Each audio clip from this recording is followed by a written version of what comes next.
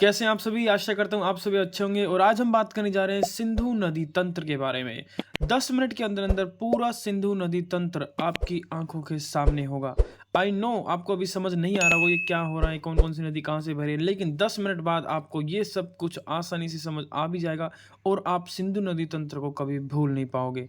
अगर अभी तक आपको सिंधु नदी तंत्र याद नहीं हुआ है तो ये 10 मिनट के बाद आपको सिंधु नदी तंत्र आंख बंद करने के बाद भी याद रहेगा, क्योंकि मैं यहाँ पर आपको बताने वाला हूँ बिल्कुल डिटेल के साथ, मैपिंग के साथ कि कौन कौन सा स्थान से कहाँ से कौन सी नदी निकलती है और कहाँ पे जाके मिलती है और कौन कौन सी परियोजना उस नदी पर स्थित है। सारी महत्वपूर्ण बातें 10 मिनट के अंदर देखने का प्रयास करेंगे।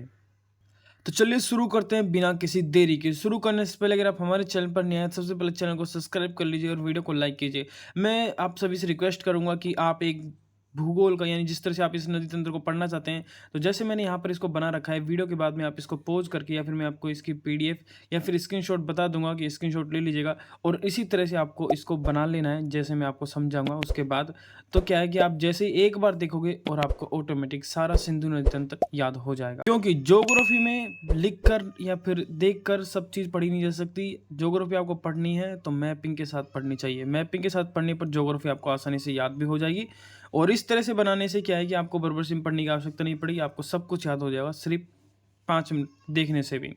तो चलिए शुरू करते हैं बिना किसी देरी के। तो चलिए शुरू करते हैं। सबसे पहले देखेंगे हम सिंधु नदी, जो आपकी मेन नदी है उसको देखेंगे। ठीक है, तो देखिए ये जो क्षेत्र आता है, पहले मैं आपको थोड़ी सी इंडिया की बॉर्डर दिखा देता हूँ यहाँ पर। ठीक है देखने का प्रयास कीजिएगा। ये देखिए, ये हमारे इंडिया की बॉर्डर है टोटल। ठीक है, यहाँ से आप देख सकते हैं ये हमारा हिमाचल प्रदेश क्षेत्र है, ये हमारा पंजाब क्षेत्र है, ये हमारा जम्मू कश्मीर क्षेत्र है और ये हमारा लेह लद्दाख है।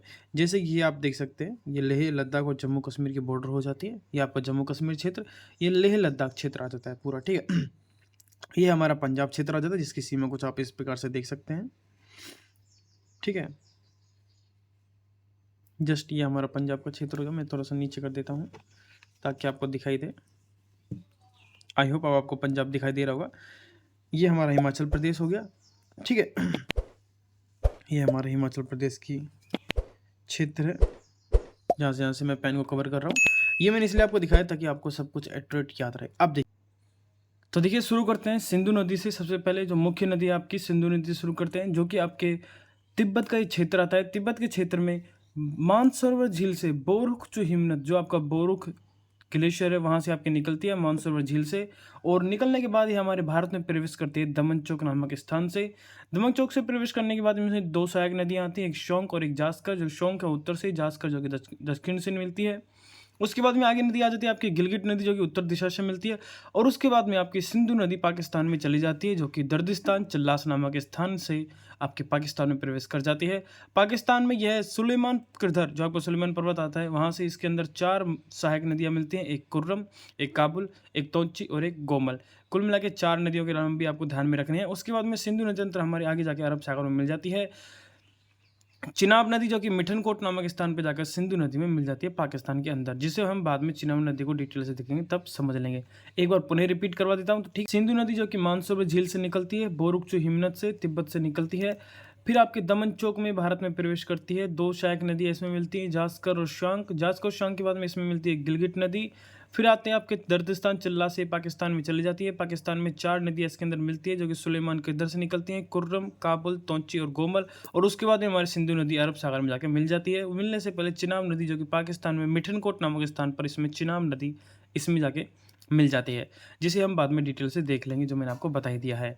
ठीक है, तो सिंधु नदी हम देख चुके हैं। अब देखिए इसकी जो सहायक नदियाँ उन्हें हम देखेंगे। सबसे पहले आती है आपकी झेलम नदी। कौन सी नदी? झेलम नदी, जो कि जम्मू कश्मीर से निकलती है। कहाँ से? ये आपका जम्मू कश्मीर क्षेत्र आ जाता है, ये आपका लेह लद्दाख वाला क्षेत्र है। ठीक है, ये बीच में आपको दिख रही है इसका बॉर्डर। ठीक है, तो ये हमारा जम्मू कश्मीर क्षेत्र आ जाता है। तो झेलम नदी निकलती है हमारे जम्मू कश्मीर से। ठीक है, कहाँ से निकलती है? बेरिंग नाग जलप्रपात से, शेषनागर झील से निकलती है। कहाँ से? बेरिंग नाग जलप्रपात, ये भी नाग और ये भी शेषनाग। तो नाग नाग से ध्यान रखिएगा। कौन सी नदी निकलती है? झेलम नदी निकलती है। इसी प्रकार से आपको बनाना है डायग्राम। झेलम नदी का ऐसे डॉट बना के यहाँ पर एक जलप्रपात सा बना दीजिएगा। बेरिंग नाग जलप्रपात से शेषनाग झील का आप कोई भी जैसा आपका ठीक लगे वैसा सिंबल बना के, और उसके बाद में हमारी झेलम नदी को आगे बहने दीजिएगा। जैसे झेलम नदी आगे बहेगी तो इसके किनारे पर या फिर आपको इसको एक झील दिखने को मिलती है, वूलर झील। ठीक है, उसके बाद में आ जाइए, इसके ऊपर 3 परियोजनाएँ उपस्थित हैं या फिर हैं। एक आपकी उड़ी परियोजना, तुलबुक परियोजना और किरण गंगा परियोजना, ठीक है? 3 परियोजना इसके अंदर है, उड़ी परियोजना, तुलबुक और किरण गंगा परियोजना। इसके बाद में मुज़फ़्फ़राबाद से हमारी जो झेलम नदी है, वो पाकिस्तान और हिंदुस्तान के बीच में अंतर्राष्ट्रीय सीमा बनाती है और मीरपुर तक यह सीमा बनाती है। मीरपुर के बाद में हमारी जो झेलम नदी है, ये पाकिस्तान में प्रवेश कर जाती है। पाकिस्तान में प्रवेश करने के बाद में यह चिनाब नदी में जाके मिल जाती है। पाकिस्तान में झेलम नदी को नील नदी कहते हैं। यहाँ पर मीरपुर के बाद, ठीक है, ध्यान रखना है। एक बार पुनः देखते हैं, हमारी झेलम नदी जो कि बेरिंगनाग जलप्रपात से निकलती है, शेषनाग झील से निकलती है, वूलर झील इसी का एक हिस्सा है। उसके बाद में इस पर 3 परियोजनाएं आती हैं, उड़ी परियोजना, तुलबुक परियोजना और किरण गंगा परियोजना, ठीक है। उसके बाद में मुजफ्फराबाद से आपके मीरपुर तक यह अंतर्राष्ट्रीय सीमा बनाती है। मीरपुर से जस्ट थोड़े से पहले ही एक यहाँ पे गार्ज का निर्माण करती है, जिसका नाम है बासमत गार्ज का निर्माण करती है। उसके बाद में हमारी जो झेलम नदी है वो पाकिस्तान में चली जाती है। पाकिस्तान में इसको नील नदी कहते हैं। बाद में हमारी चिनाब में मिल जाती है। यानी कि जो झेलम नदी है वो किसकी सहायक है? चिनाब की सहायक है। सबसे उत्तर में हमने सबसे पहले देखी है आपकी झेलम नदी। फिर से देखते हैं, बेरिंगनाग जलप्रपात से, शेषनाग झील से, वूलर झील, उड़ी परियोजना, तुलबुक परियोजना, किरण गंगा परियोजना, मुजफ्फराबाद से मीरपुर तक अंतर्राष्ट्रीय सीमा बनाती है। मीरपुर के नज़दीकी गार्ज का निर्माण करती है, बासमत गार्ज। उसके बाद में झेलम नदी पाकिस्तान में चली जाती है और चिनाब में मिल जाती है। झेलम को नील नदी कहते हैं पाकिस्तान के अंदर। अब देखिए, नेक्स्ट नदी आती है हमारी चिनाब नदी, जो कि सिंधु की सबसे लंबी और सहायक नदी है, ठीक है। उसके बाद में देखिए चिनाब नदी। अब चिनाब नदी जो किस दर्रे से निकलती है, तो वो आपके 12 लाचा दर्रे से 2 धाराएं निकलती हैं, एक चंद्र और एक भागा, जिन्हें चंद्र भागा भी के नाम से आप जानते हैं। ये दोनों जो धाराएं हैं, चंद्र और भागा, ये केलांग ताड़ी के निकट चिनाब नदी का निर्माण करती है। कहाँ पर, किस क्षेत्र पे? तो ये आपके हिमाचल प्रदेश में निर्माण करती है, ठीक है। बारालाचा दर्रा जो कि हिमाचल प्रदेश में स्थित है, ये बात भी आपको ध्यान में रखनी है। तो चिनाब नदी कहाँ से निकलती है? बारालाचा दर्रे से निकलती है। कौन सी 2 धाराएं मिलकर बनाती हैं? तो चंद्र और भागा। कहाँ पे? केलांग में ताड़ी के निकट ये दोनों धाराएं मिलकर चिनाब नदी का निर्माण करती हैं। उसके बाद में हमारे हिमाचल प्रदेश से यह नदी बहते हुए जम्मू कश्मीर में प्रवेश करती है। जम्मू कश्मीर के निकट ही एक गार्ज का निर्माण करती है, जिसका नाम है किश्तवाड़ी गार्ज का निर्माण करती है। किश्तवाड़ी गार्ज का निर्माण करने के बाद में इस पर जम्मू कश्मीर में 3 परियोजनाएं स्थित है। एक आपकी दुलस्ती परियोजना, एक बगलिहार परियोजना और एक सलाल परियोजना है। ये 3 परियोजनाएं चिनाब नदी पर स्थित है। तीनों परियोजना के नाम आपको ध्यान में रखना है, इनका क्रम भी आपको ध्यान में रखना है। दुलस्ती, बगलिहार और सलाल परियोजना। उसके बाद में है पाकिस्तान में प्रवेश कर जाती है। पाकिस्तान में प्रवेश करते ही सबसे पहले इसमें सहायक नदी मिलती है आपकी झेलम नदी, और उसके बाद में मिलती है रावी नदी, जो कि हम थोड़ी देर बाद देखेंगे। उसके बाद में है चिनाब नदी, मिठनकोट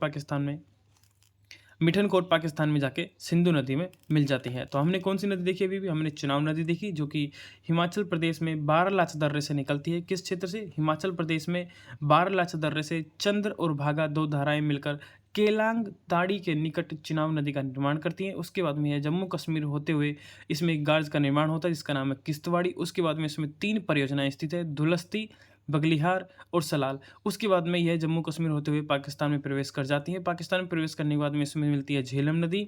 झेलम नदी जो कि हमने पहले ही देख लिया है, बेरिंगनाग जलप्रपात से निकलती है जम्मू कश्मीर में, शेषनाग झील से, जिस पर वूलर झील, उड़ी परियोजना, तुलबुक परियोजना और किरण गंगा परियोजना स्थित है, जो कि मुजफ्फराबाद से मीरपुर तक अंतर्राष्ट्रीय सीमा बनाती है। उसी पर छोटा सा गार्ज का निर्माण भी करती है, बासमत गार्ज। उसके बाद में झेलम नदी चिनाब नदी में मिल जाती है। और अभी भी हम चिनाब नदी को ही देख रहे थे। झेलम नदी में मिलने के बाद चिनाब नदी हमारी सीधी चली जाती है मिठनकोट पाकिस्तान में, सिंधु नदी में मिल जाती है। तो ये हमने देख ली चिनाब नदी। एक बार तीसरी बार और रिपीट कर लेते हैं।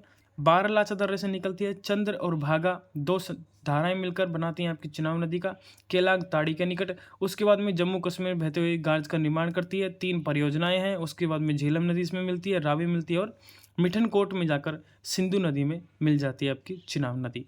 तो ये हमने देख ली आपकी चिनाब नदी। अब उसके बाद देखते हैं हम हमारी चिनाब की दूसरी सहायक नदी। चिनाब की 2 सहायक हैं, एक आपकी झेलम जो हम देख चुके हैं। अब देखेंगे हम रावी नदी, जो कि चिनाब की सहायक है, जो कि दक्षिण से मिलती है चिनाब के अंदर। झेलम जो कि उत्तर से मिलती है चिनाब के अंदर, ठीक है। तो रावी नदी जो कि रोहतांग दर्रे से, हिमाचल प्रदेश में ही है रोहतांग दर्रा, वहाँ से आपकी रावी नदी निकलती है। चुंबी घाटी में बहते हुए ये आपके चेरम परियोजना इसके ऊपर स्थित है। रावी नदी पर कौन सी परियोजना है? तो चमेरा परियोजना स्थित है, चमेरा परियोजना स्थित है, जो कि रावी नदी पर स्थित है। उसके बाद में यह रावी नदी और सीधी जाके आपके चिनाब नदी में मिल जाती है। तो हमने 2 सहायक नदियाँ देखी चिनाब की, एक तो आपकी झेलम और एक रावी। रावी को पुनः देखते हैं कहाँ से निकलती है। सबसे पहले तो हिमाचल प्रदेश में रोहतांग दर्रे से चुंबी घाटी में बहते हुए चमेरा परियोजना रावी नदी पर स्थित है। फिर ये हिमाचल प्रदेश से पंजाब में प्रवेश करती है, पंजाब में से बहते हुए आपके पाकिस्तान में चली जाती है और सराया सिंध के पास आपके चिनाब नदी में जाके मिल जाती है। ये बात आपको रावी नदी से इम्पोर्टेंट ध्यान रखनी है। रावी नदी पर कौन सी परियोजना है? चमेरी परियोजना। चुंबी घाटी में बहते हुए, पंजाब में बहते हुए फिर आपके पाकिस्तान में चली जाती है और चिनाब नदी में जाके मिल जाती है। तो चिनाब नदी हमने देख ली, चिनाब की 2 सहायक देख ली, झेलम जिसे पाकिस्तान में नील कहते हैं, और हमने रावी नदी देख ली है। अब देखते हैं हमारी अगली नदी व्यास नदी। यह नदी भी आपके रोहतांग दर्रे से निकलती है, व्यास कुंड में बहते हुए कुल्लून घाटी में, रोहतांग दर्रे में व्यास कुंड से निकलती है, कुल्लून घाटी में बहते हुए व्यास नदी आपकी पोंगो जलाशय का निर्माण करती है। उसके बाद में ये आपके पंजाब में बहते हुए और आपके जो इसकी सहायक नदी है सतलज नदी, उसमें जाके मिल जाती है और वहीं पर एक बांध का निर्माण करती है। सबसे महत्वपूर्ण बांध है हरीके बैराज बांध, जिससे इंदिरा गांधी नहर परियोजना भी निकाली गई, जो हम आगे देखेंगे। तो देखिए पुनः देखते हैं एक बार व्यास नदी को। व्यास नदी जो कि आपके रोहतांग दर्रे से ही निकलती है, व्यास कुंड से बहते हुए ये आपके कुल्लून घाटी में बहने के बाद ये आप जो सबसे महत्वपूर्ण बात है इसमें पोंगो जलाशय का निर्माण करते हुए आपके पंजाब में आने के बाद सतलज नदी में मिल जाती है और वहीं पर एक बांध का निर्माण करती है, जो कि सबसे महत्वपूर्ण बांध है हरी के बैराज बांध, और इसी से आपकी इंदिरा गांधी नहर परियोजना निकाली गई है। ये आपकी नदी हो जाती है व्यास नदी। अब देखते हैं महत्वपूर्ण नदी नेक्स्ट, जो है कि आपकी सतलज नदी। अब देखिए सतलज नदी कहाँ से निकलती है? तो सतलज नदी आपके राक्षस ताल, तिब्बत के क्षेत्र में ही राक्षस ताल से निकलती है और अपने सिपकिला दर्रा से भारत के अंदर प्रवेश करती है। ठीक है, ध्यान रखना है कौन से दर्रे से? सिपकिला दर्रे से आपके सतलज नदी प्रवेश करती है भारत के अंदर, राक्षस ताल से निकलती है। ठीक है, लांगचेन खबाब क्षेत्र से। ठीक है, उसके बाद में ये हमारे सिपकिले दर्रे से भारत के अंदर प्रवेश करती है हिमाचल प्रदेश के अंदर। हिमाचल प्रदेश के अंदर इसके अंदर 3 परियोजनाएं स्थित है। सतलज नदी का पर 3 परियोजनाएं स्थित है। कहाँ पर है? हिमाचल प्रदेश के अंदर। पहली आपकी नाथपा झांकरी परियोजना, दूसरी आपकी कोलडेम परियोजना और तीसरी सबसे महत्वपूर्ण भाखड़ा नागल परियोजना, जो कि राजस्थान, हरियाणा और पंजाब की संयुक्त परियोजना है, जिसमें राजस्थान का हिस्सा 15.2% है। ये भी आपको ध्यान में रखनी है। उसके बाद में इस पर एक सागर आता है, गोविंद सागर। उसके बाद में यह पंजाब में प्रवेश कर जाती है। पंजाब में प्रवेश करने के बाद इसमें व्यास नदी मिलती है पंजाब के अंदर, और वहीं पर आपके हैरी के बैराज बांध है, जिससे इंदिरा गांधी नहर परियोजना निकाली गई है। व्यास नदी के मिलने के बाद ये आपके भारत और पाकिस्तान के अंदर अंतर्राष्ट्रीय सीमा का निर्माण करती है। फिरोजपुर से आपके पंजाब से प्रवेश कर ये सीमांतर बहती है और फजीलक्का तक बहती है, और वहीं पे जाने के बाद ये पाकिस्तान में प्रवेश कर जाती है और चिनाब नदी में आके मिल जाती है, और चिनाब नदी पाकिस्तान में आगे जाकर मिठनकोट नामक स्थान पर मिल जाती है। सतलज नदी जो कि चिनाब नदी में आगे जाके मिल जाती है। तो सतलज नदी को एक बार पुनः देखते हैं। काफ़ी अच्छी नदी है, बड़ी नदी भी है और इम्पोर्टेंट भी है। कहाँ से निकलती है? तिब्बत के क्षेत्र से, राक्षस ताल से निकलती है। सिपकिले दर्रे से हमारे हिमाचल प्रदेश यानी भारत में प्रवेश करती है। हिमाचल प्रदेश में इस पर 3 परियोजनाएं स्थित है, नाथपा झांकरी परियोजना, कोलडेम परियोजना और भाखड़ा नागल परियोजना, जो कि राजस्थान, हरियाणा और पंजाब की संयुक्त परियोजना है। राजस्थान का हिस्सा 15.2% है। गोविंद सागर का निर्माण करती है। गोविंद सागर के बाद पंजाब में प्रवेश कर जाती है। पंजाब के अंदर हरी के बैराज बांध का निर्माण करती है। हरी के बैराज बांध से ही आपकी इंदिरा गांधी नहर परियोजना निकाली गई है। ये भी बात आपको ध्यान में रखनी है, इंदिरा गांधी नहर परियोजना निकाली गई है। उसके बाद में आपके पंजाब के और पाकिस्तान के अंदर अंतर्राष्ट्रीय सीमा का निर्माण करती है, फिरोजपुर से फजिल्का तक, और उसके बाद में आपकी सतलज नदी जो कि चिनाब नदी में जाके मिल जाती है, और चिनाब नदी अंत में सिंधु नदी में मिल जाती है मिठनकोट नामक स्थान पर। तो ये आपकी थी आपकी सतलज नदी। तो अब हमने कंप्लीट आपकी सिंधु नदी की जो सहायक नदियाँ हैं झेलम, चिनाब, रावी, व्यास और सतलज, सभी को हमने देख लिया है। अब एक बार पुनः रिपीट करते हैं फटाफट। वीडियो अच्छे लगे तो प्लीज़ एक लाइक जरूर करें। मैं बीच बीच में लाइक करने की नहीं बोलता हूं, लेकिन फिर भी काफ़ी विद्यार्थी वीडियोस देख लेते हैं, लाइक करना भूल जाते हैं, चैनल को सब्सक्राइब नहीं करते। देखिए ऐसा मत कीजिए, जब मैं आपके लिए इतनी मेहनत कर रहा हूं तो चैनल को सब्सक्राइब करना बनता है। चैनल को सब्सक्राइब करने पर आपका कोई पैसा नहीं लगता है, वीडियो को लाइक करने से आपको कोई पैसा नहीं मिलता है, बस मुझे मोटिवेशन मिलता है कि हाँ विद्यार्थियों को समझ आ रहा है मेरा कंटेंट, तो मैं और भी ऐसी वीडियो लेकर आऊँगा। तो वीडियो अच्छी लग रही है तो प्लीज़ एक लाइक जरूर करें और चैनल को सब्सक्राइब करें, और जो विद्यार्थी सुपर थैंक्स दे सकते हैं वो सुपर थैंक्स भी अवश्य दें। तो देखिए पुनः रिपीट कर लेते हैं, लेकिन वीडियो को लाइक करना न भूलें, ठीक है। और कुछ नहीं कर सकते, कम से कम एक लाइक तो बनता ही है, ठीक है, लाइक तो जरूर करें। तो चलिए लाइक कर दीजिए फटाफट, फिर हम एक बार इसका रिवीजन करेंगे फटाफट से। चलो ठीक है, आई होप आप सबने लाइक कर दिया होगा वीडियो को और चैनल को सब्सक्राइब कर लीजिए अगर आप नए हैं तो।